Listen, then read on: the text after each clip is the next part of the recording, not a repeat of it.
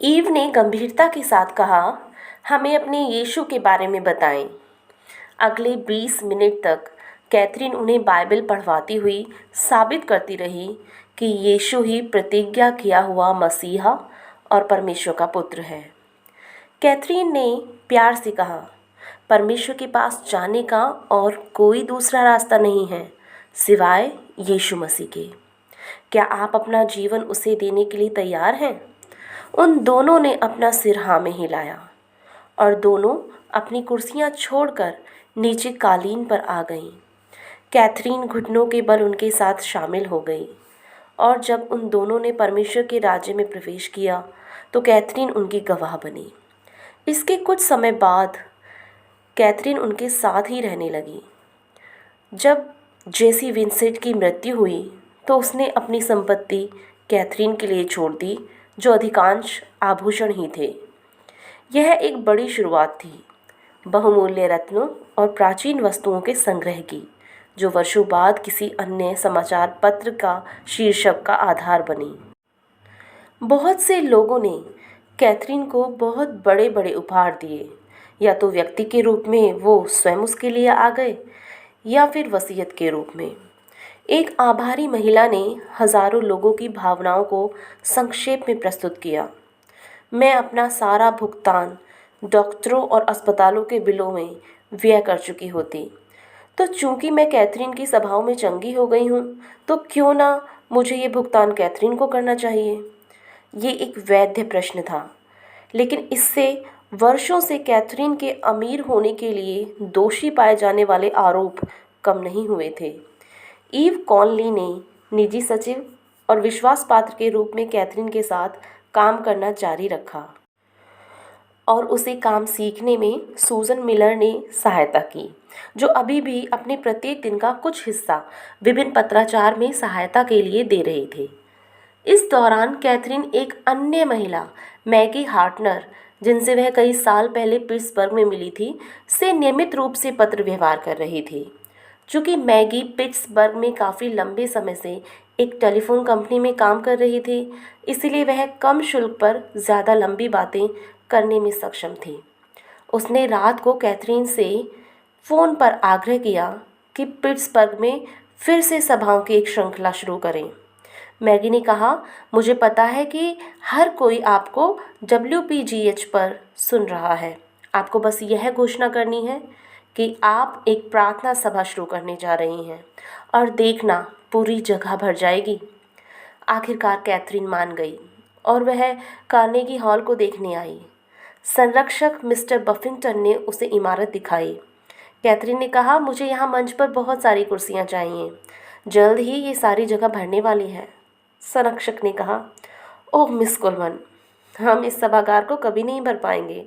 यहाँ ओपेरा सितारे के अभिनेता अभिनेत्री भी इसे नहीं भर सके। उसने कहा, ठीक है, मुझे मंच पर कुर्सियाँ चाहिए। वह दरवाजे से बाहर जाने के लिए मुड़ी और पीछे मुड़कर सीधे संरक्षक को देखा और कहा, ओह परमेश्वर आपसे प्यार करते हैं, आपको बस मेरी चिंता है ना। खैर, आप बस इंतज़ार करिए और देखिए, हम इस इमारत में देखी गई अब तक की सबसे बड़ी और सबसे अच्छी सेवा करने जा रहे हैं। वो ठीक कह रही थी। पहली सभा 1948 4 जुलाई को दोपहर को थी। इतनी अधिक भीड़ थी कि उसी शाम उसे दूसरी सभा करनी पड़ी। भवन अपनी क्षमता में पूरी तरह खचाखच भरा हुआ था। शुरू से ही वहाँ आश्चर्यक्रम थे। पिट्सबर्ग के अखबार का पूरा पृष्ठ एक कलाकार द्वारा बनाया गया कैथरीन का एक रेखा चित्र के साथ कैथरीन की चमत्कारिक सेवाओं के बारे में पूरा भरा हुआ था।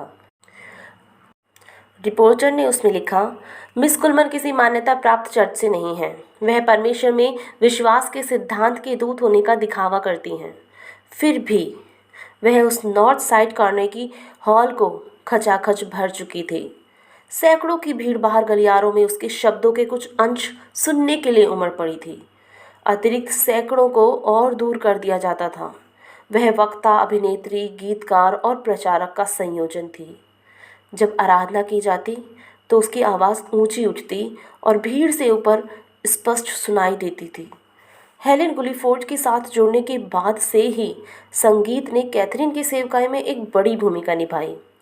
फ्रैंकलिन आने के तुरंत बाद उसने जिमी मिलर से संपर्क किया, जिन्होंने पिट्सबर्ग में जैक मुनियोन के लिए पियानो बजाया था। मिलर ने उत्सुकता से कैथरीन के पियानो वादक बनने के प्रस्ताव को स्वीकार कर लिया। बाद में मुनियोन के ऑर्गेनिस्ट चार्ल्स बीबी भी उनके साथ शामिल हो गए। जब 1948 में पिट्सबर्ग में वह पहली बार आई, तब से उसकी मृत्यु तक वे दोनों उसके साथ रहे। फ्रैंकलिन वापस लौटने के बाद कैथरीन ने अपने रेडियो सेवकाई का विस्तार आधे घंटे के कार्यक्रम के साथ ओहियो, वेस्ट वर्जीनिया, मैरीलैंड और वॉशिंगटन डीसी में किया। फेथ टेम्पल की सेवाएं नियमित आधार पर जारी रहीं, लेकिन सेवकाई के विस्तार के कारण कैथरीन ने पास के शहरों न्यूकैसल, बटलर, बीवर फॉल्स और स्टैम्प बाथ में यंगस्टन ओहियो के सभागार में भी सेवाएं की। लेकिन कैथरीन पिट्सबर्ग कार्नेगी हॉल की नियमित सेवाएं होने पर वहां के प्रति अधिक आकर्षित होती गई। आश्चर्यक्रम नियमित रूप से होते गए। एक युवा पिट्सबर्ग पुलिसकर्मी 28 सितंबर 1949 को वायरल निमोनिया के कारण एक स्थानीय अस्पताल में ले जाया गया और वहां भर्ती कराया गया। ब्रोंकोस्कोपी, थूक और एक्सरे परीक्षण के बाद फेफड़ों की बीमारी का कैंसर के रूप में निदान किया गया। अक्टूबर में उसने कार्नेगी हॉल में सेवाओं में भाग लेना शुरू कर दिया और चौथी सभा के दौरान उन्होंने कहा कि उन्हें ऐसा महसूस हुआ कि उनके सीने के अंदर कोई माचिस किसी कागज़ से चिपक गई हो और उन्हें लगा वो चंगे हो गए।